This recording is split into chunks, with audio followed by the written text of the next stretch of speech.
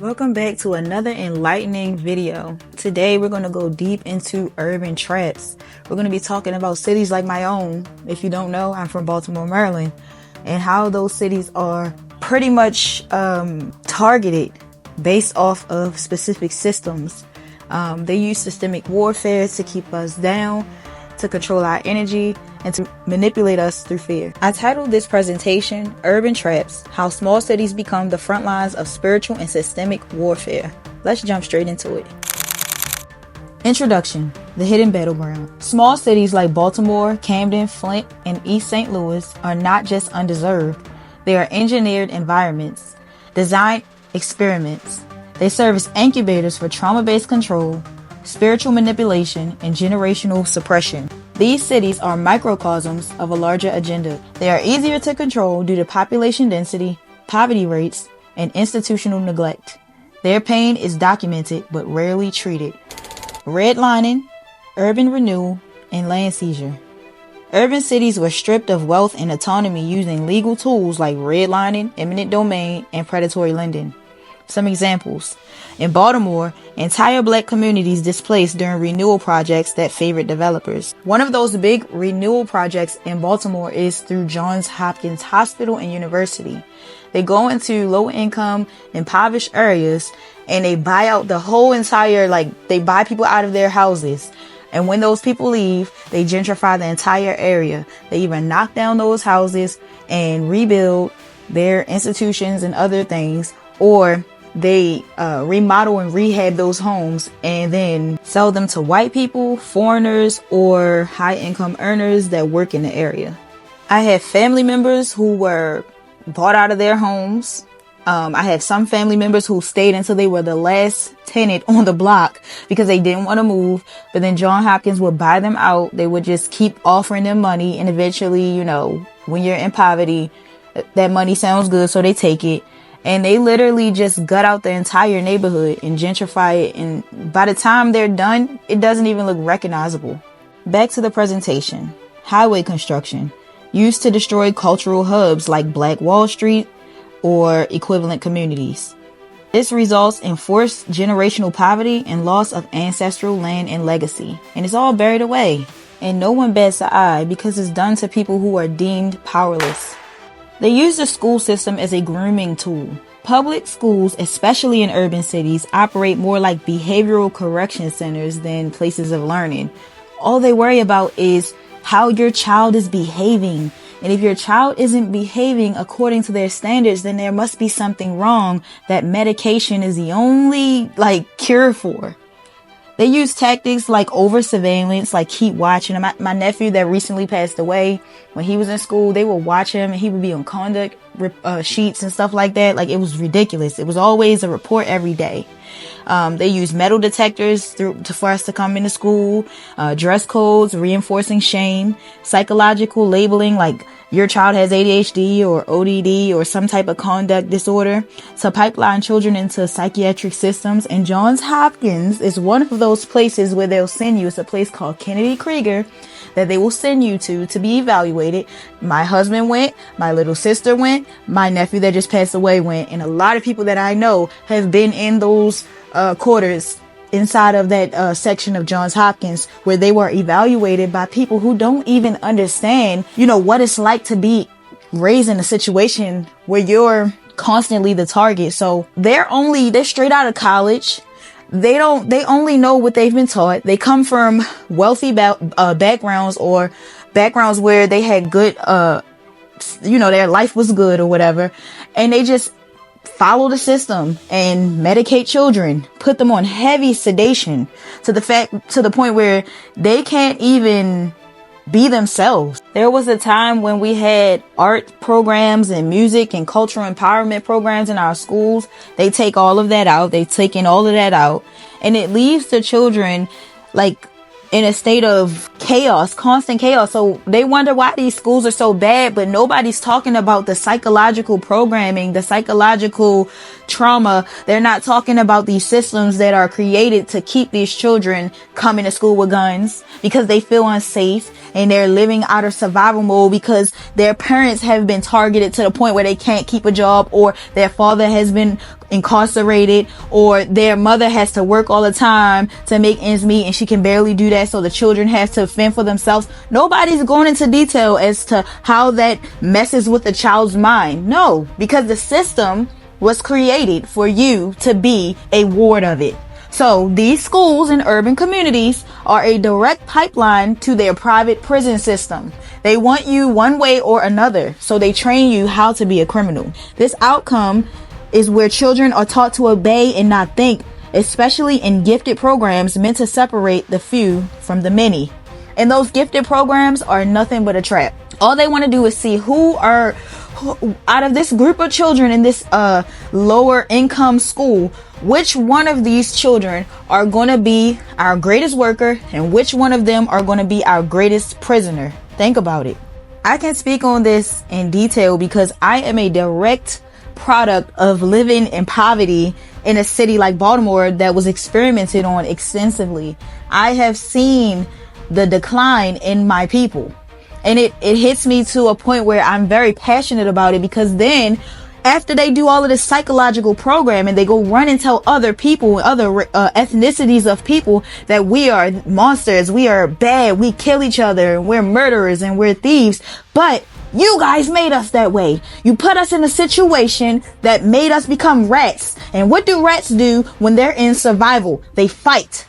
So you guys put us in this system and then go tell people that we're bad, and people don't have a fucking clue about us. They come up with these bullshit ass fucking stereotypes and try to put us all in a fucking box, and none of them fucking understand where the fuck we coming from, because they have never understood through what we're seeing. They don't see what we see. They have never experienced what we experience, and none of them give a fuck, because all they know is their life looks good and ours doesn't, and we're the bad guys. So as long as they can point the finger, they're happy about doing that, and it pisses me the fuck off.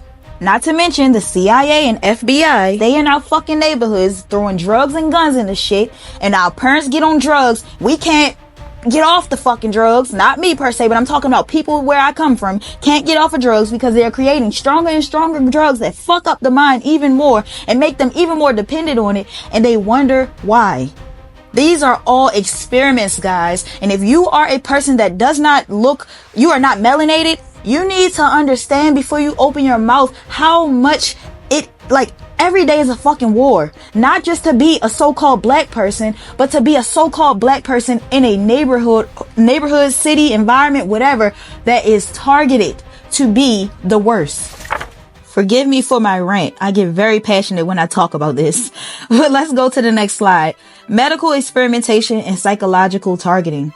Hospitals and urban centers have historically been complicit in unethical testing and systemic neglect. Now, let me tell you, Johns Hopkins, we have two major hospitals in Baltimore City. One is Johns Hopkins. The other one is the University of Maryland. These hospitals have been caught doing these things called studies. So they'll have these big studies. They'll put out ads to let people know that they're looking for people for specific studies to do, like, blind testing on new drugs or something. They'll put them out and they'll offer these people money to do inpatient or outpatient testing. I personally know someone who went because he didn't have money. I think he got like $4,000 or $5,000 out of it, but they studied him, or they put him on these drugs and they studied him for like a month, I believe, 4 weeks. And he was an inpatient. When this guy came out, he was never the same. He is now on drugs and he is an alcoholic. He was not like that before. They purposely do this. Johns Hopkins is one of the biggest hospitals in Baltimore. And when they do studies, let me tell you, you know it, because people start looking like zombies, especially closer to where the hospital is. I'm not making this up. Johns Hopkins in Baltimore is linked to secret eugenics projects and unethical experimentation on black populations. Johns Hopkins is also the hospital that still has the cells of Henrietta Lacks and refused to pay her family for using her cells. She had cervical cancer.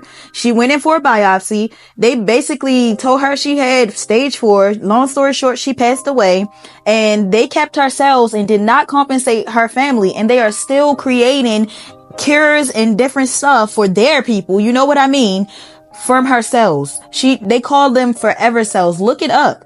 This happened in my city. This is real. And they always tell people like me that we have abnormal pap smears and we need to do biopsies. They've been telling me that forever. I declined it, like, cause I already had a feeling that they were on some shaky shit, because what people don't know is that the body is a healing mechanism. You have to allow it to heal naturally. These medications do not allow you to heal. They create problems. They treat things and put a band-aid over it, but they create more problems that you have to go back to them to fix. After they diagnose you in this school with like ADHD or mood disorder, bipolar, whatever, they then have you go in for frequent psychiatric visits. And these are used to track children from a young age, especially boys. Like I said, my husband, my nephew, and many other boys that I know have been put on psychiatric medications. And in all honesty, the only thing that's really wrong with them is that they are traumatized. They have CPTSD and they have to heal their nervous system. Their nervous system is dysregulated. Something as simple as some natural medication, like I can't name them right now because they're long words, but there are medications or supplements, because they're not medicine. There are supplements that are natural that you can take to help you heal your nervous system. Literally what me and my husband is doing right now. Niacinamide helps greatly with ADHD, but they won't tell you that. They can inject you with it and literally change your brain chemistry to help you to heal from trauma, but they won't do that because it won't make them money. They make money from keeping us sick. Families often unaware that early psych evaluations create profiles for future institutionalization. They make it where you're either going to die young, you're going to end up in prison, or you're going to end up on medication for the rest of your life or in a psych ward. And they wonder why people get high all day and sit around and do nothing. It's because they've lost hope. It's like everything they try, they get knocked down. Entertainment, modeling, and talent scouting as Trojan horses. Agencies prey on single mothers in poverty, offering model contracts, talent searches, and opportunities to escape, but these often serve as grooming gateways. The signs are that children signed without understanding legal implications will end up being controlled. Sudden cash windfalls followed by emotional trauma or loss. So they'll give these mothers a whole lot of money. Let me give you an example. There in Sandtown is a place in West Baltimore, and Sandtown is known to have the highest lead levels in the city of Baltimore. It's like they were directly targeted to have lead paint poisoning. Now, these children with no financial literacy, been in poverty their entire lives, most of them are on public housing, they will give these families millions of dollars. They will pay them off hundreds of thousands or millions of dollars. I know a family that got like $1.2 million for their children who had lead paint poisoning, and they literally will blow it. A lot of them end up overdosing or getting into some street drama where people know they have this money and they get killed young, and most of them just blow the money because they don't understand. They just want to buy stuff because they don't know what it's like to have money. So those sudden cash windfalls always are followed by emotional trauma or loss. And parents are rewarded for silence or compliance. Some parents literally sell their children. So when you see children that are growing up in the industry on TV or in modeling or anything, just know that 9 times out of 10, their parents sold them so that they could get out of poverty. Let's put a spiritual layer on this. Many of these contracts are energetic and are tied to bloodlines and reinforced through unspoken rituals. Be careful what you put your children in. All money is not good money. Housing projects as energetic grids. Section 8. I told you guys, if you don't know, I grew up in Section 8, so I know all about it. But Section 8 in public housing is not just a shelter solution. It's often built on cursed high vibrational land meant to trap those sensitive to spiritual energy. This is why first of all, they're called projects, right? It's a project for a reason, because it is targeted for experimentation through drugs, through violence, through frequencies that you can't hear with the ear, but they play frequencies in those environments to keep the vibrations in a certain chaotic energy. So they play with us all the time. An example, it's a housing project in Baltimore called Perkins Homes. It's in East Baltimore. I'm from East Baltimore, okay? In that Perkins projects, you can just see the constant cycles of violence, death, and trauma repeated over generations. You'll have like, one of my sisters lived there in the past. You'll have like a lady that been in the project since the 70s. And she has all her generations. They all grew up and they all, still live there, or they still come there. She still lives there. And then you'll have younger ones that were in the welfare system who, signed up for public housing and got approved, and they just moving in. And you could just see the generations just growing in such a low level environment. A pattern. Entities attached to locations. Family curses strengthened by proximity to trauma clusters. So the more trauma it is in the area, the stronger the generational curse is. Child trafficking and soul contracts. Urban children are most unprotected, untracked, and vulnerable. Many go missing under the guise of the system helping them. Example patterns. Kids are sent to job corps or behavior schools, never heard from again. Caseworkers tell families that the case will be closed soon. Some parents accept money or benefits knowingly or unknowingly sacrificing their child's safety. Or the children are put into foster care, the foster care system, and they get put into families that are abusive, and there's a track record of them being moved around from one abusive household to the next where there's nothing being done. The spiritual insight of that is that these contracts are often initiated by ancestral wounds. So if your ancestors had a lot of trauma that they never healed, they became ancestral wounds. If they died with that trauma that they never healed from, it passes down to the next generation. Okay? The system keeps certain bloodlines in bondage by harvesting the energy of the children with high spiritual potential. One important thing that I just found out about my city is that it's very Masonic. First of all, it was one of the 13 colonies during the beginning of colonization. So they set up headquarters there because it's connected to DC, okay? DC and Maryland are two of the smallest cities in that area with the most highest trauma, the highest violence, the highest drug use in that area. Okay. And because of that, it's all I know from my own dissecting of me going through my own ancestral wounds and healing those. I've learned that a lot of that has caused our people to be disconnected from their true identity, which makes them easier to control. On a lighter note, let's talk about breaking a cycle. Clarity begins with acknowledgement. So we have to realize that there's an issue and actually accept it as it is so that we can see what's going on. The only way you're going to fix something is if you see it. Healing begins with confrontation. This is the reason why I'm no contact with my family now, because I saw the patterns. I didn't like them. I spoke up about them. I acted out because of that, and they didn't like it. So I realized that my healing has no connection to them because it's something that I have to do personally. I can't expect them to, know what I know or understand what I know or, feel like I feel about what's going on. I see an issue. I want to fix it. So I say that to say a lot of people try to, when it comes to these processes that we're learning, like status correction and private banking and just being private and regaining your sovereignty in general, a lot of people try to go be super save-a-hoe and go save their friends and family. And then you realize that that's something you're not able to do. You can't save anyone. The only savior that you can be is the savior for yourself. If they want to continue to be, living in these cycles, we have to allow that. We have to allow that. Okay. Power returns when we reclaim our narrative and teach others to do the same. That's why I do what I do in DTB. That's been my mission forever. I've been trying to do it with my friends and family in the past, and that didn't work. So I just started talking and it attracted those who are ready for this type of information. And that's the best way to do it. Let's talk about a call to action. You need to learn the real meaning of contracts, names, trauma loops. The only way that you're going to do that is by seeing the problem. When you see the problem, you pinpoint it, and then you'll be able to come up with a solution to fix it and heal from it.